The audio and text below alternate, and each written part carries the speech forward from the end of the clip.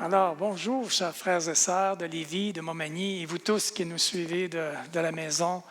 C'est une joie de vous retrouver en ce 14 février. C'est le jour de Saint-Valentin, donc c'est une journée spéciale. Mais on va parler un peu de l'amour de Dieu encore aujourd'hui. Dimanche dernier, on a approfondi les 5 effets d'être connecté au cep, d'être connecté avec Jésus, de demeurer en lui. On a su que, premièrement, tu es en communion avec le Seigneur. Ta relation avec lui devient beaucoup plus intime et croissante. Deuxièmement, tu ne flétris pas. Troisièmement, tu as la victoire sur la tentation de péché. Quatrièmement, tu grandis dans un caractère de Dieu.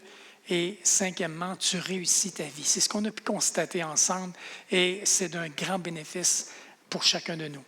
Ce matin, on va creuser davantage la nécessité de demeurer attaché au cep dans 2 aspects différents.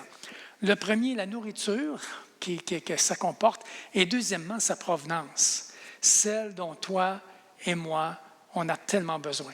J'ai intitulé mon message « Avec quoi remplis-tu ton âme? » Alors, j'aimerais commencer avec un mot de prière. Unissons nos cœurs ensemble.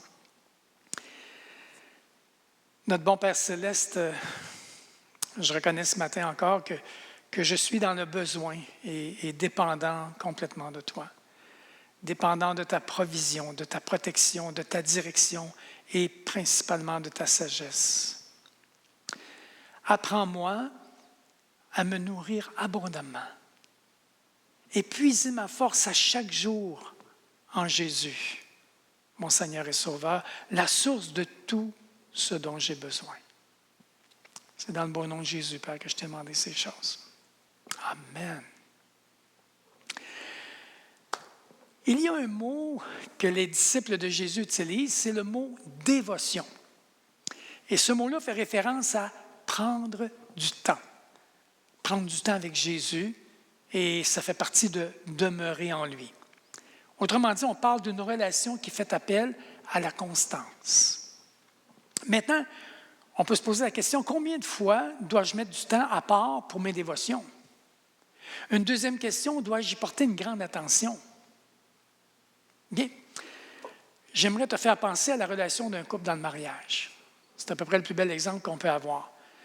En réalité, évidemment, doit-on se parler et s'écouter chaque jour en tant que couple? Est-ce important d'être attentionné et focusé sur ces échanges-là? Évidemment, oui, c'est absolument essentiel. Et ce ne sera pas différent pour que tu demeures en Jésus, c'est la même chose. Si tu lis les biographies de gens ordinaires qui ont accompli de grandes choses que Dieu leur avait mis à cœur, tu verras qu'ils avaient tous en commun cette pratique quotidienne. Je peux prendre l'exemple de Hudson Taylor, de George Mueller, de Martin Luther, de William Booth, de Watchman Nee, de Billy Graham, et je pourrais en nommer plusieurs autres qui étaient vraiment des hommes de dévotion et de prière. Tes dévotions devraient se pratiquer quotidiennement, chaque jour. Nous avons déjà établi que pour avoir une communion avec Dieu, être spirituellement et émotionnellement fort et en santé, grandir dans ta foi et réussir ta vie, cela exige une vie de dévotion constante et disciplinée. Du temps mis à part. En fait, c'est ton régime personnel quotidien. Maintenant, j'aimerais te poser la question, de quoi te nourris-tu? Avec quoi remplis-tu ton âme? C'est une question vraiment importante. Jésus lui-même a répondu à cette question dans la parabole de la vigne. Dans Jean 15, verset 4, il nous dit ceci, « Si vous demeurez en communion avec moi, je resterai uni à vous et j'agirai en vous. » Un sarment ne saurait porter du fruit tout seul sans demeurer attaché au cep. Il en est de même pour vous. Si vous ne restez pas unis à moi, vous ne pouvez porter aucun fruit. Mais Jésus, lui, de quoi se nourrissait-il?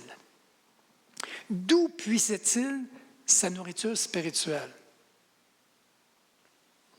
Dans Jean, au chapitre 4, verset 34, Jésus dit ceci, « Ma nourriture est de faire la volonté de celui qui m'a envoyé et d'accomplir son œuvre. » Donc, on peut comprendre que Jésus puisait ses forces et sa joie en faisant la volonté de son Père et en accomplissant ses œuvres. C'était pas une charge pour Jésus, c'était vraiment un rafraîchissement, même un privilège en soi. Jésus puisait ses forces et sa joie en faisant la volonté de son Père et en accomplissant son œuvre. C'était ce qui était le plus important pour lui. Face à son exemple maintenant, regarde si tu n'as pas quelque chose de dysfonctionnel dans ton comportement alimentaire en ce qui concerne ton âme ici. J'aimerais vous dire que certains enfants de Dieu sont atteints d'anorexie spirituelle. L'anorexie est caractérisée par une perte de l'appétit, un refus de s'alimenter, exprimant une forme de refus de la vie. L'anorexique spirituel perd peu à peu l'appétit et se prive de toutes les choses qui font la force et qui contribuent au développement de l'enfant de Dieu. Il commence par sauter certains repas, c'est-à-dire il néglige son temps avec le Seigneur, la lecture et la méditation, sa vie de prière, les célébrations et la communion fraternelle. Tout cela se fait graduellement. Peu à peu, il se renferme sur lui-même et sur sa souffrance. Alors, les carences apparaissent nécessairement. Il souffre d'étourdissement. Il perd la vision, le sens de l'orientation spirituelle. En même temps, il se déshydrate. Il se dessèche. Sa communion avec le Saint-Esprit disparaît peu à peu. S'ensuit une perte de poids. Sa vie devient légère et faite de futilité. Salomon, dans l'Ecclésiaste, au chapitre 12, verset 8, dit ceci, « Vanité des vanités, dit l'Ecclésiaste, tout est vanité. » Le nom de ce livre, Ecclésiaste, signifie le prédicateur. La sagesse de Dieu nous est ici prêchée par l'intermédiaire de Salomon. Et dans 1 Roi, chapitre 4, verset 29 et verset 31, il s'est dit que Dieu donna à Salomon de la sagesse, une très grande intelligence et des connaissances multipliées comme le sable qui est au bord de la mer. Il était plus sage qu'aucun homme. Alors, c'est important de réaliser qu'à travers les proverbes, à travers l'Ecclésiaste, il y a une grande sagesse de Dieu pour nous. Au terme de sa vie, Salomon a été rendu sensible à son péché et à sa folie. Il a enregistré ici, dans ces deux livres-là, son expérience pour notre profit. Dans le fond, c'est le livre de son repentir, particulièrement l'Ecclésiaste. Il nous convainc de la vanité du monde, de ce qu'il ne peut pas nous rendre heureux, de l'avilissement du péché et de sa tendance certaine à nous rendre misérables. Il montre qu'aucune chose créée ne peut satisfaire notre âme, que le bonheur ne peut se trouver que dans Dieu seul. Et cette doctrine doit, sous l'enseignement du Saint-Esprit, conduire notre cœur à Jésus-Christ, spécifiquement. Dis-moi, vois-tu des troubles d'anorexie dans ta vie spirituelle? Prends le temps d'y réfléchir. Prends le temps de regarder sérieusement comment tu vis ta vie spirituelle. D'autres souffrent d'une boulimie spirituelle. La boulimie est caractérisée par des impulsions qui poussent à ingurgiter les aliments, parfois en grande quantité, mais sans avoir faim et même sans plaisir. Le boulimique spirituel est en quête constante de nourriture pour essayer de calmer son mal-être intérieur. Il pense qu'à force de se nourrir, il finira par obtenir un soulagement. Ces personnes sont dans toutes les manifestations, toutes les rencontres, à beaucoup de séminaires. Ils se nourrissent d'une multitude d'enseignements et de livres chrétiens. Mais rien ne le remplit parce que ce n'est pas une fin légitime qui le pousse à s'alimenter, mais une souffrance qui résonne dans son âme. Sa démarche consiste à manger le plus vite et le plus possible pour tenter de combler ce vide. Il avale tous les enseignements sans même prendre le temps de les mâcher. Il ne fait qu'avaler et en réalité, il ne digère rien. Résultat, aucun changement dans sa vie. Il finit souvent par manifester des troubles de l'humeur et des manifestations anxieuses dues à un sentiment de culpabilité qui découle de la différence, écoutez-moi bien ici, cette différence qui existe entre ce qu'il vit et ce qu'il sait devoir vivre. Autrement dit, ses bottines ne suivent pas nécessairement ses babines. Une des caractéristiques de la boulimie est qu'elle ne s'accompagne pas de prise de poids. Étonnamment. Sais-tu pourquoi? Simplement en raison des vomissements que le boulimique se provoque. Dans le Proverbe 25, au verset 16, il est dit « Si tu trouves du miel, n'en mange pas trop, sinon tu en seras dégoûté au point de le vomir. » Ce n'est pas seulement un chrétien qui mange trop, mais qui en fait ne garde rien. Michée, chapitre 6, verset 14, dit « Tu mangeras sans te rassasier, et la faim sera au-dedans de toi. » Puis-je te poser cette question? Vois-tu une tendance à la boulimie dans ta vie spirituelle? Laisse-moi te parler d'une autre dysfonction, celle de ceux qui ne mangent que ce qu'ils aiment. Ce sont ceux qui font le tri et qui deviennent des spécialistes dans tel ou tel domaine de la vie spirituelle, tellement ils s'en sont nourris et imprégnés. Ils finissent par être plus attirés par la nourriture sucrée que salée. Le Proverbe 23, au verset 3, dit « Ne convoite pas les friandises, c'est un aliment trompeur. » Paul parle de cela à Timothée. Dans 2 Timothée 4, versets 3 et 4, il dit « Il viendra un temps où les hommes ne supporteront plus la saine doctrine, mais ayant la démangeaison d'entendre des choses agréables, ils se donneront une foule de docteurs selon leurs propres désirs, détourneront l'oreille de la vérité et se tourneront vers les fables. » Et c'est une prophétie de la fin des temps qui est donnée ici. Si tu ne manges pas, c'est-à-dire que ce que tu aimes, tu finiras par vivre des déséquilibres, mon ami. Combien j'ai rencontré de personnes qui ne discutaient que de l'Apocalypse et suivaient tous les signes possibles dans les nouvelles et dans les médias sociaux et se nourrissaient que de visionnements et de lectures de sites prophétiques et apocalyptiques, au point de sortir de la vérité annoncée par la parole de Dieu. En fait, ils ont négligé de se nourrir de toute la parole si nécessaire à l'équilibre et à la santé, et en même temps refusent toute exhortation d'apprendre des frères et des sœurs qui veulent les encourager à revenir à la saine doctrine. En fait, ils en ont oublié leur communion avec Dieu, leur santé spirituelle, leurs assemblées, le soutien missionnaire, l'annonce de l'Évangile à leurs proches, le soin des frères et des sœurs, ne fréquentant que ceux qui sont comme eux. Ils ont un régime sans sel, où la vie de l'esprit a pratiquement disparu. Dans Marc, au chapitre 9, verset 50, il est dit ceci, « Le sel est une bonne chose », c'est chez Jésus qu'il est dit ici, « mais si le sel devient sans saveur, avec quoi l'assaisonnerez-vous? Ayez du sel en vous-même et soyez en paix les uns avec les autres. » Privés de ce sel, leur vie devient vite fade et finit rapidement par se corrompre. D'autres sont plutôt du type régime sans sucre.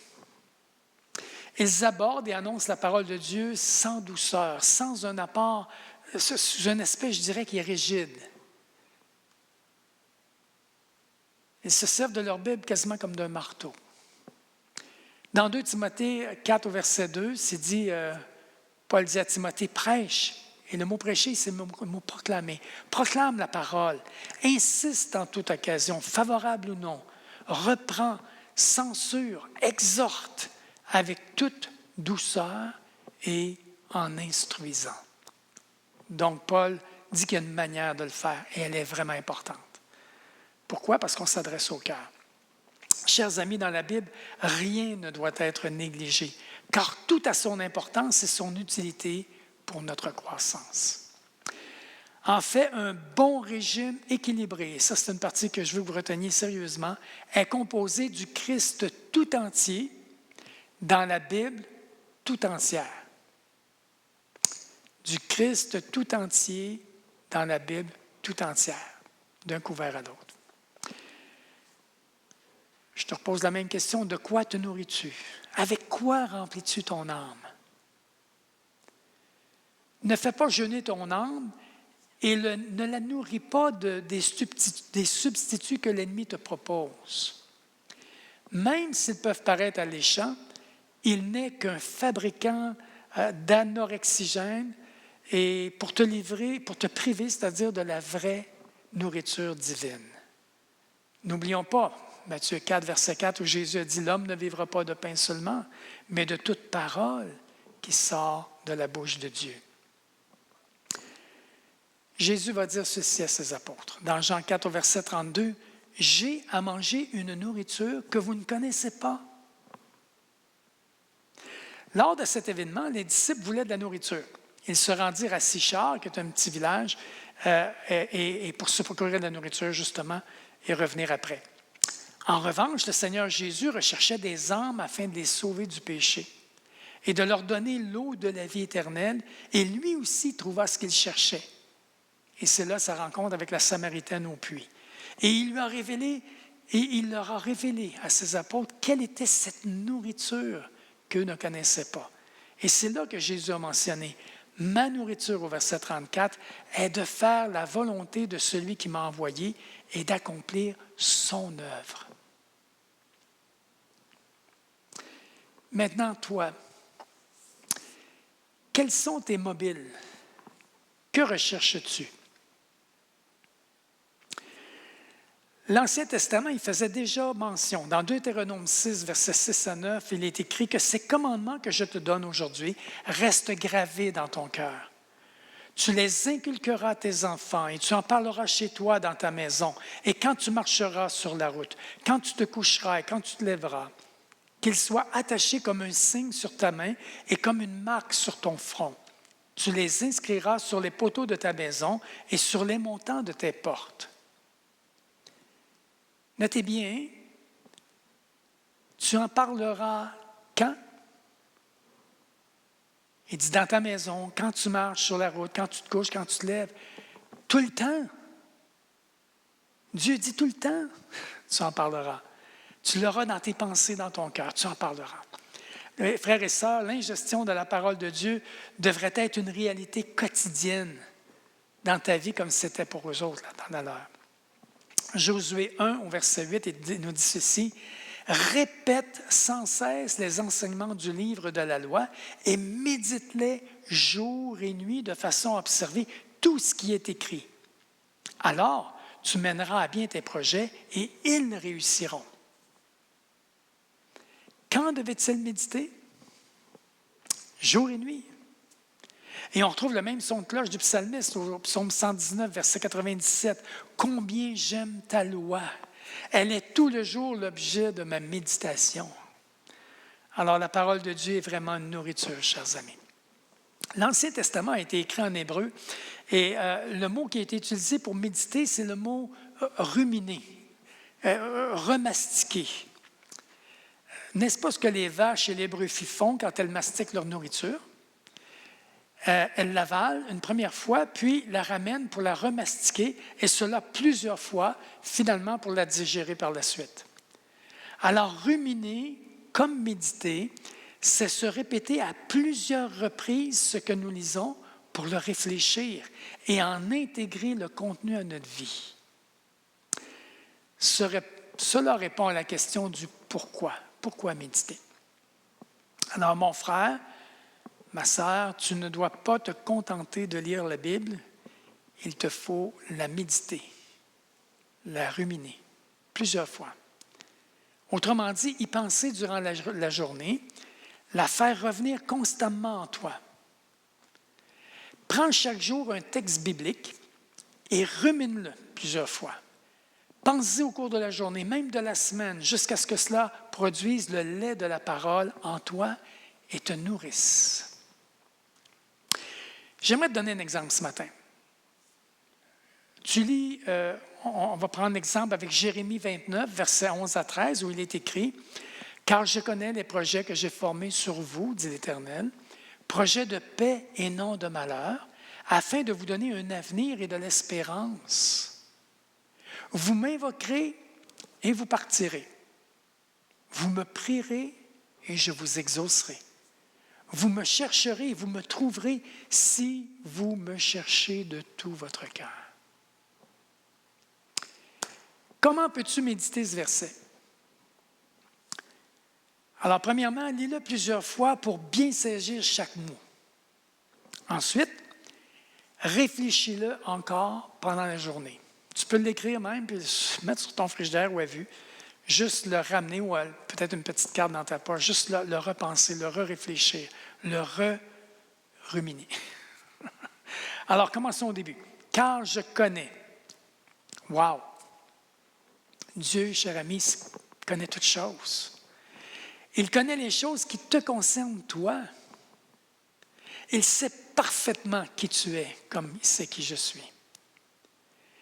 Alors Dieu dit, quand je connais les projets, alors Dieu a des projets pour toi. Tu n'es pas ici sur la terre pour rien. Tu es venu au monde pour accomplir les œuvres bonnes qu'il a préparées d'avance pour toi. Ces projets sont ta raison de vivre. Projets que j'ai formés sur vous, c'est Dieu lui-même qui les a préparés pour toi. Ils sont faits sur mesure. Il sait ce que tu es capable d'accomplir avec son aide. Il dit que c'est des projets de paix. Ce sont de bons projets qui produisent la paix. Autrement dit, il n'est pas contre toi, il est pour toi. Le mal ne vient pas de lui, car il affirme de paix et non de malheur. Ainsi, tout ce qu'il pense de toi ou qu'il projette pour toi est bon, véritablement bon. Il continue pour vous donner un avenir et de l'espérance. Avec Dieu, ton avenir est assuré. Tu sais que tu peux lui faire confiance. Vous m'invoquerez, vous partirez, vous me prierez, je vous exaucerai. Vous me chercherez, vous me trouverez, si vous me cherchez de tout votre cœur. Alors, le plan de Dieu est que tu le trouves. Dieu a en tête la relation, une proximité renouvelée avec toi. C'est à ne pas douter que la vie te réserve bien des tempêtes, soyons concrets là-dedans. Mais seulement rassure-toi, si le Seigneur Jésus est maître de ta barque, elle ne prendra jamais l'eau. Certes, parfois, tout semble s'écrouler sous tes pieds, ou tu peux encore faire face à un temps vraiment difficile, un temps d'angoisse. En fait, personne n'est à l'abri de cela. Pourtant, dans ces moments difficiles, rappelle-toi ces paroles de l'Éternel. Je connais les projets que j'ai formés sur vous, dit l'Éternel, projets de paix et non de malheur, afin de vous donner un avenir plein d'espérance. Désespère pas dans la tempête, on va en sortir de la tempête. Le soleil n'est pas disparu. Quelle consolation, n'est-ce pas? Fortifie-toi, prends courage et marche. C'est le message du Seigneur. Remarque que quand bien même tu serais privé de tous les repères, de tous tes repères habituels, il est un rocher sur lequel tu pourras toujours t'appuyer. C'est là précisément que se situe ta victoire sur le monde. Ta victoire aussi sur l'adversité. Tu as foi en Dieu, foi en sa parole, foi en celui qu'elle révèle. Telle est ta véritable assurance. C'est là ta joie, ton repos et ta paix. C'est pourquoi fais confiance au berger. Même si tu ne discernes pas immédiatement ou te mène la route qu'il te fait emprunter, suis-le fidèlement. Alors que tu médites sur ce passage, le Seigneur va te montrer d'autres conséquences de ses paroles. Que tu médites un chapitre ou un seul verset, ce qui compte devant Dieu, c'est que tu médites sa parole toute la journée et qu'elle te transforme et te fortifie. De là le sujet de la méditer, qui est si essentiel. Vous savez, Daniel, dans l'Ancien Testament, priait 3 fois par jour. Et combien sa vie a été une bénédiction pour le peuple de Dieu et encore pour nous aujourd'hui. Daniel est un modèle extraordinaire, un homme de prière. Dans Daniel 6, verset 10, on dit « Dans la direction de Jérusalem, 3 fois par jour, il se mettait à genoux, il priait et louait son Dieu comme il le faisait auparavant à Jérusalem. » Maintenant, dans ce contexte-là, Daniel avait été déporté à Babylone et traité en esclave. Daniel, malgré cela, est resté fidèle à Dieu et Dieu s'est manifesté à lui de façon merveilleuse et constante. Dieu ne l'a jamais abandonné, ni lui non plus. Toi et moi, on a besoin d'un moment de calme quotidien comme celui de Daniel pour entendre Dieu. Ces paroles sont une source de vie pour notre âme et notre esprit. Ils nous fortifieront pour toute la journée. Soyez-en assurés. Maintenant, la clé. N'adopte pas le type de dévotion de 15 minutes. Pourquoi? Parce que ça te prend ce temps-là pour te calmer. Sortir du trafic des pensées qui se bousculent dans ta tête souvent et pour te rendre à la table spirituelle et sans parler aussi d'entendre le Seigneur. Pense juste à ta vie normale. Tu passes beaucoup de temps à manger physiquement, n'est-ce pas? 3 repas par jour, puis des petites collations ici et là. Pourquoi ne le ferais-tu pas pour ta nourriture spirituelle? Réfléchis à cela. Certains pourraient penser ou te dire que c'est une habitude légaliste ou trop structurée. Laisse-moi te demander ceci. Est-ce légaliste de devenir intentionnellement le genre de chrétien que les Écritures envisagent? S'agit-il de légalisme lorsqu'un médecin dit à son patient qu'il doit changer de mode de vie ou prendre certains médicaments ou de passer certains tests? Bien sûr que non. Nous nous félicitons de ces conseils et si nous les ignorons, c'est à nos risques et périls. De même, nous devrions nous féliciter des conseils de la Bible sur les dévotions quotidiennes. Maintenant, j'aimerais vous donner un acronyme simple pour te guider dans ton temps de dévotion quotidienne avec Dieu. Retiens le mot « promet », P-R-O-M-E-T, promet. Dieu est un Dieu de promesses, Dieu est un Dieu d'engagement, Dieu est un Dieu de fidélité. Et en même temps, nous s'engageons vers lui. Alors, le P représente la prière, qui fait référence à tes prières à Dieu. Le R représente la repentance, fait référence au péché que le Saint-Esprit exige que tu confesses et pour lequel tu dois te repentir. Le O pour obéissance. Obéir à ce que Dieu te demande de faire. Le M pour le mot message, à tout ce que Dieu peut te dire. Écriture, E, accent aigu, écriture, fait référence à lire et à mémoriser les Écritures, une chose que je vais t'inviter à faire au fur et à mesure du temps. Et le dernier, le T, représente le temps. Pour se rapprocher de Dieu, il faut s'y consacrer vraiment. Alors, voici les conditions requises pour ta dévotion quotidienne. Premièrement, une bonne Bible pour lire et mémoriser. Deuxièmement, un journal pour noter tes réflexions. Troisièmement, une liste de prières personnelles. Quatrièmement, un endroit tranquille dans ta maison. Et cinquièmement, une heure précise de la journée et surtout un esprit d'attente, t'attendre à Dieu, vraiment. Alors voici le petit devoir que je te donne pour cette semaine, à réfléchir, à vivre, à expérimenter avec Dieu. Dans ton journal de réflexion, et je vais t'inviter à les partager avec le petit groupe de la fin de semaine ou les rencontres que tu as durant la semaine aussi. Alors, la première chose, je t'inviterai à écrire quelque chose qui t'a marqué, que Dieu t'a montré au sujet de ta façon de t'alimenter spirituellement.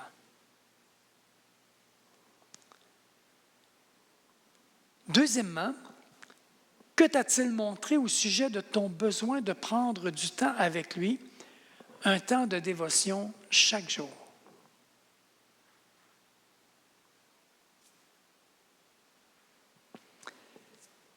Maintenant, j'aimerais qu'on prenne l'habitude d'appliquer, c'est-à-dire de mettre en pratique la parole de Dieu. Alors, je t'inviterai à mémoriser le verset de Jean 15, versets 5 et 6, qui nous parle du cep, qui est le demeurer en lui, ce qu'on travaille présentement. Ensuite, établis ton plan de dévotion. L'heure, le temps, l'endroit. Ensuite, continue ta lecture quotidienne et médite les paroles que tu as lues, comme l'exemple que je t'ai donné dans Jérémie tantôt. Développe l'habitude de méditer. Ce n'est pas tant la quantité de textes que tu lis que de la réflexion que tu en fais, que l'assimilation, l'intégration, la digestion de ces choses-là, que tu l'appliques dans ta vie. Écris ce que Dieu te montre, ce qu'il te dit. J'aimerais terminer dans la prière avec toi. Père, je te demande pardon pour les moments où j'ai manifesté de l'anorexie ou de la boulimie spirituelle ou encore des périodes où je me suis alimenté de seulement de ce que j'aimais. Je reconnais vraiment que j'ai besoin d'un régime complet, équilibré, composé du Christ tout entier dans la Bible tout entière. Apprends-moi à méditer ta parole tout au long du jour. C'est à travers cela que tu me transformes et que tu me fortifies. Je retiens ce que tu m'as dit quand tu m'as dit que tu me chercheras et tu me trouveras si tu me cherches de tout ton cœur. Oui, Père, je veux te chercher de tout mon cœur. C'est la raison de ma dévotion quotidienne. M'asseoir aux pieds de Jésus et d'écouter ses paroles. Alors, pleinement dépendant de lui, je pourrais aussi dire, ma nourriture est de faire la volonté de celui qui m'a sauvé et d'accomplir son œuvre pour la plus grande gloire de Dieu en Jésus-Christ. Amen. Alors, chers amis, je vous donne rendez-vous dimanche prochain. On va regarder ensemble, on va découvrir ensemble le repos de Dieu. Cette merveilleuse réalité des paroles de Jésus, quand il a dit « Le sabbat a été fait pour l'homme et non l'homme pour le sabbat ». Je vous souhaite de passer une très belle semaine. Que Dieu vous bénisse dans vos lectures et dans votre méditation.